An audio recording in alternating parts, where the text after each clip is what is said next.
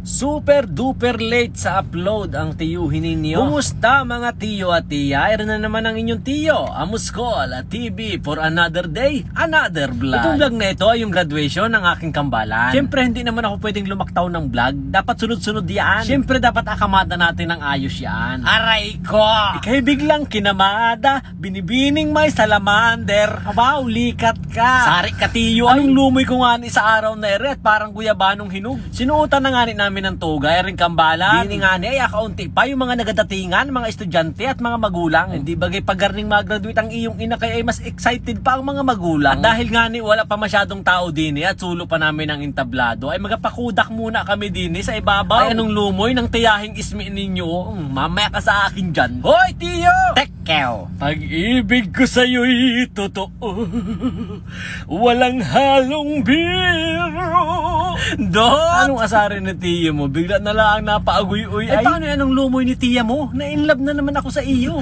Ikaw ang ligaya ko. Aray ko!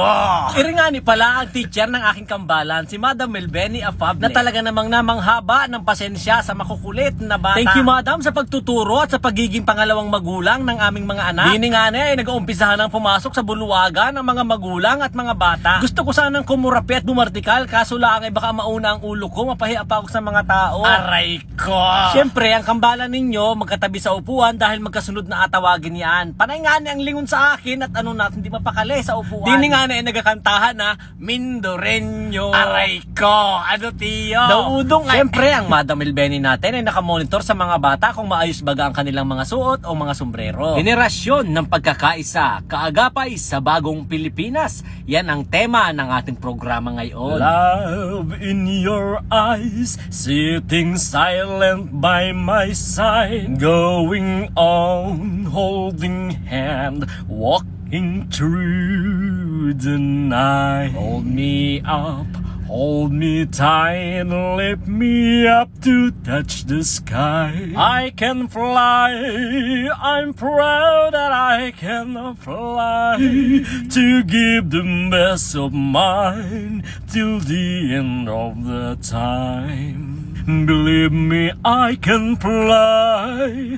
I'm proud that I can fly. Aray ka! Ay anong lumoy ng boses ng tiyuhin ninyo ay para namang amateur na malaban sa sumpis. Ay nga ni pala si Pepper, the most outstanding student. Namang talino ng bata na yan. Dini nga niya, isa-isa na nga ning natawag ang mga estudyante at kasama ang mga magulang na maakyat ng stage. Bigayan na nga ni Erin ng sertipiko at magkasunod lang nga ni kami ni Isme at tag-isa nga ni kami sa kambalan. Buti na lang anit hindi ako nadulas doon sa may hagdan. Ay inaisip-isip ko, wag naman sana akong madulas din. Ang daming tao din ay baka aray ko. Tuwang-tuwa nga niya ang kambalan sa kanilang certificate at ayaw na nga ng bitawan. Si tiya mo, pandalas na sa stage yo. Abay, may certificate din naman si tiya Isme mo ay. Mamaya ka sa akin. Ay ang tiya Lisa ay pandalas na rin sa stage. Ay maaari bagang wala yan, meron din yan. Hindi nga niya, sabitan na ng medal at meron din naman si kambalay kahit papaano ay. Kahit nga hindi masyadong matutukan ng Isme ko at may bunsuan pa nga ni kami tapos kambalan pa ere. Anong lilikot pati at kaya naman thankful ako sa aking asawa na ere. Mamaya ka sa akin. Dini nga ni sa bandang ere, medyo patapos na ere at padulo na. Medyo naiinip na nga ni yung mga bata at naiinitan na rin. Talaga namang ang mga madam dini ay nakakatuwa. Dini nga ni ay magapictura na sila kasama yung mga madam, yung principal at yung mga panauhin. Laking pasasalamat ko dahil nakauwi ako at pinayagan yung bakasyon ko. Alam nyo naman bilang isang OFW, napakasarap sa pakiramdam na maka-attend sa mga ganitong parte na kinakailangan yung presensya natin. Ay paano? Iringani pala ang tiyo Amuskol TV ninyo. Tubong Mindoro. Mahaba po ang buhok ko pero wala po akong kuto. Kung napaumis kita sa bidyong ito, baka naman pwedeng i-follow mo ako. Paki-like, share at comment na rin sa video. Thank you so much for watching.